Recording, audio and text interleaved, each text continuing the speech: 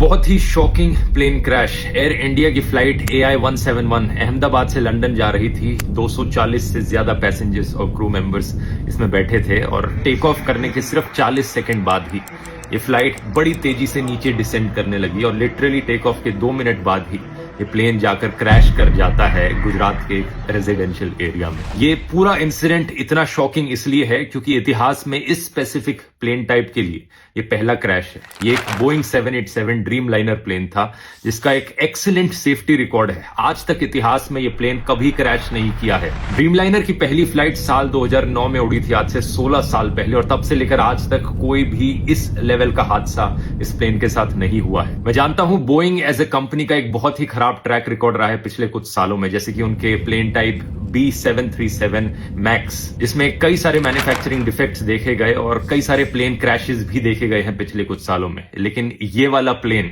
वो नहीं था। इस प्लेन का स्पेसिफिक कोड नंबर VTANB था, जिसे आप इंटरनेट पर जाकर सर्च करोगे तो सारा डेटा मिल जाएगा। ये 11 साल पुराना प्लेन था, कोई ज्यादा पुराना प्लेन नहीं था। ड्रीम लाइनर्स का लाइफ स्पैन 20 से 30 साल तक का होता है। जो पायलट इस प्लेन को उड़ा रहे थे, कैप्टन सुमित सबरवाल, उनका खुद का भी 8200 फ्लाइट आवर्स का फ्लाइट एक्सपीरियंस था, जो कि बहुत अच्छा होता है, तो पायलट भी इनएक्सपीरियंस नहीं थे। अगला सवाल आपके दिमाग में आएगा कि क्या वेदर खराब था? ऐसा भी नहीं था। 1:30 बजे दोपहर के ये क्रैश हुआ। वेदर कंडीशंस अगर देखी जाए तो लगभग 40 डिग्री सेल्सियस के आसपास का तापमान था। कोई ज्यादा तेज हवाएं नहीं चल रही थी। विजिबिलिटी जो थी बहुत ही अच्छी थी, 6 किलोमीटर से ज्यादा की विजिबिलिटी। तो ऐसे में सवाल उठता है कि यहां प्रॉब्लम कहां पर हुई। इसका असली जवाब हमें जल्द ही पता लगेगा। अभी प्लेन के ब्लैक बॉक्स से इंफॉर्मेशन को रिट्रीव किया जा रहा है, लेकिन मोस्ट लाइकली ये पूरा हादसा एक बहुत ही भयंकर टेक्निकल फेलियर का लग रहा है। क्या यहां पर कोई इंजन फेलियर हुआ है मेंटेनेंस फेलियर की वजह से? इसका असली जवाब तो हमें तभी पता लगेगा जब ब्लैक बॉक्स को रिट्रीव करके